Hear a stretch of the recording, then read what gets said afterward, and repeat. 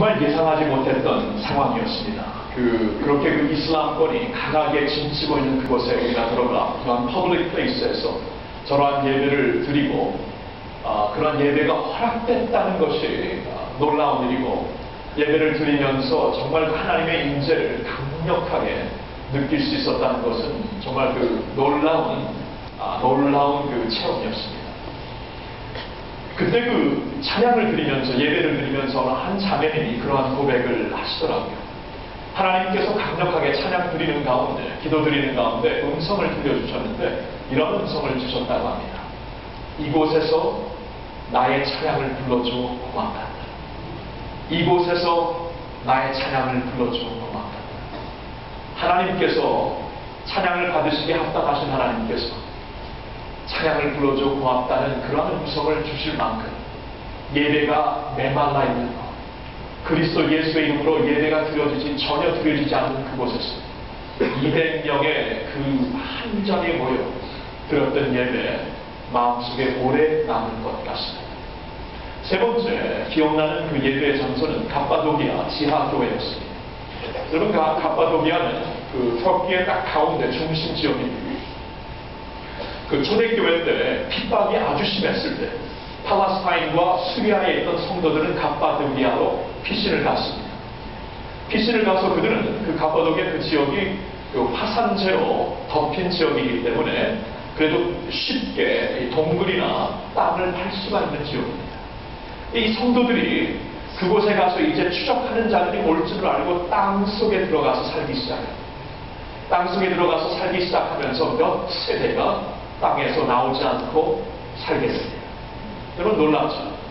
그들이 떳떳하게 햇빛을 보면서 사람의 디그니티를 갖고 살 수는 있지만 그러려면 예배를 타협할 수밖에 없기 때문에 그들은 예배를 타협하는 것보다 땅 속에 들어가 동물처럼 사용하니 있더라도 타협 안 하는 예배를 주님 앞에 온전히 드리겠노라, 그렇게 결단을 하고 그 카타콤, 세계적인 카타콤을 거기서 파기 시작하는데 20층 밑으로 내려갈 만큼 큰 도시입니다. 큰 도시.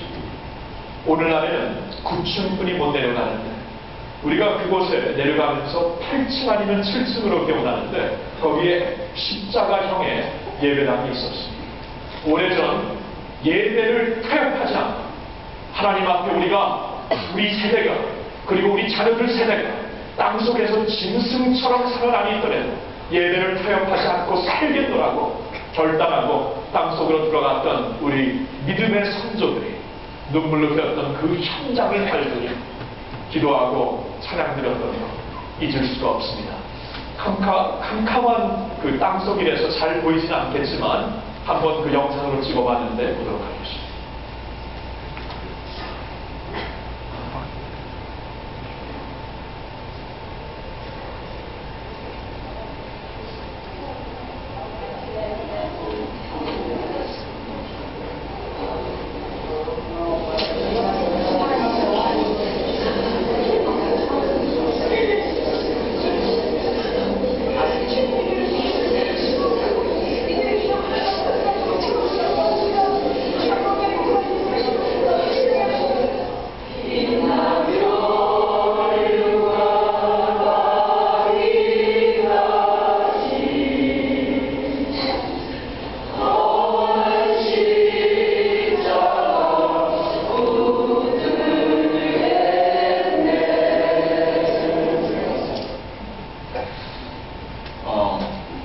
하나님 앞에 예배를 올바로 드리기 위하여 몇 세대가 땅속에서 살면서 십자가 예배당에서 한 세대, 다음 세대, 그 다음 세대, 몇 세대가 지나면서 살았던 그 자리에 서는 우리 눈을 안 적실 수가 없습니다. 거기서 서는 그 자체가 너무나 큰 감격이기 때문에 저는 생각을 해봅니다. 그 사람들, 그 선조들에게 이 예배라는 것이 얼마나 중요했다. 저런 길을 어느 정도 타협하고 살았으면 충분히 살 수 있는, 그래도 세상과 어느 정도 희석되어 살 수 있는 선택권이 있었지만 그들 땅속에 들어가 그 무엇과도 바꿀 수 수 없는 하나님께 올려드려야 되는 예배의 길을 선택했던 것입니다. 저는 그때 생각을 좀 해봤어요. 그때 그 성도님들이 이 자리에서 예배를 드리며 마지못해 할 수 없이 우리의 운명이 이러니까 할 수 없다 하면서 예배를 드렸던 것인가, 아니면 기쁨과 감격으로 드렸던 것인가. 생각을 해보고 그들이 예배 드리고 눈물 흘렸던 그 벽을 잡으려 기도했을 때 반드시 그때야 그들이 그 자리에서 기쁨과 눈물과 감격으로 예배를 드렸다는 것입니다. 이렇게 했음에도 하나님 앞에 온전한 예배를 드리는 것 자체가 그들에게는 특권이었다는 것입니다. 사랑하는 성도들, 우리의 예배는 오늘날 어떠합니까? 우리의 예배 정말 이 세상과 타협되지 않은 예배가 되기 위하여서 온 마음 다해 하나님 주님의 십자가 바라보면서 드려지는 예배입니다. 오늘 우리가 훨씬 좋은 환경, 훨씬 좋은 이러한 그 시스템을 가지고도 드려지는 예배는 과연 어떠한 예배, 얼마나 많은 코스트가, 대가를 치르면서 드리고 있는 예배인가, 우리 자신에게 꼭 묻고 싶은 것입니다. 이번 여행을 통해 저에게는 예배의 감격이 질 것입니다. 그리고 이 예배의 감격을 다시 한번 회복하고 싶다. 사랑하는 성도 여러분, 아까도 말씀드린 것처럼 이번 주에 있었던 여러 그 뉴스거리 때문에 많이 마음이 힘들겠지만, 여러분, 우리는 예배드리는 하나님의 백성들이에요. 지금 예배드리기 위하여 이 자리에 왔습니다. 하나님 앞에 온전한 예배를 드릴 때에 하나님께서 임재하셔서 여러분들에게 하나님이 주실 수 있는 평강과 하늘의 축복과 하나님의 비전과 하나님의 뜻을 밝혀주실 줄로 믿습니다. 예배를 하나님 앞에 제대로 드려야 됩니다. 자, 예배의 감격을 안고 돌아와 저는 여러분들과 오늘 그래서 이 오늘 본문의 말씀을 삼은 이 시편 100편의 말씀을 보고 싶은 것입니다. 100편으로 다시 돌아옵니다. 이 말씀을 보면 이렇게 시작이 됩니다. 온 땅이요, 온 땅이요, 여호와께 즐거운 찬송을 부를지어다. 온 땅을 향해 하나님께 즐거운 찬송을 부르라고 권면하고 있습니다.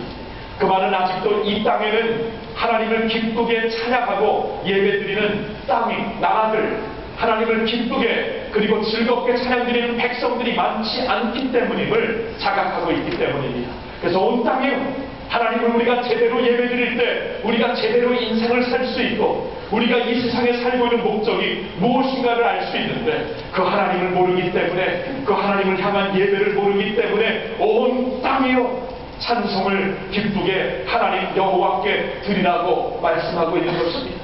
이번에 우리가 터키 땅을 가서 이슬람 16억에 있는 그 모슬림들을 위해 기도했던 이유도 바로 이것입니다. 하나님을 기쁨으로 예배하며 하나님을 아버지라고 알며 하나님을 아버지 나의 주라고 부르면서 예배드릴 수 있는 특권이 우리에게 주어졌는데 그 예배를 저들은 모릅니다. 나름대로 저들이 갖고 있는 그 신앙심이 있고 저들이 드리고 있는 예배는 있지만 그 예배는 눌려있는 예배입니다. 두려움으로 가득 찬 예배입니다. 기쁨이 없습니다. 이러한 춤춤이 없습니다. 즐거운 노래로 찬양하는 찬양의 소리가 없습니다. 그래서 그들을 향해 이 즐거운 찬양, 이 기쁨의 예배를 저들도 맛보아야 되기 때문에 우리가 가서 이번에 기도를 했던 것입니다. 하나님 브레이크를 하시라고 기도를 했던 것입니다. 온 땅이 여호와께 즐거운 찬송을 부르라고 권면하고 있습니다. 온 땅을 향해서 권면하는 것은 우리를 비롯한 권면입니다. 우리들을 향해서도 살아있는 하나님의 말씀은 오늘도 말씀하십니다. 여호와께 즐거운 찬송을 부르라. 그 이유는 무엇입니까? 우리와 온 땅이 즐겁게 하나님께 찬송을 드릴 수 있는 이유는 오늘 말씀을 보니까 두 가지가 있습니다.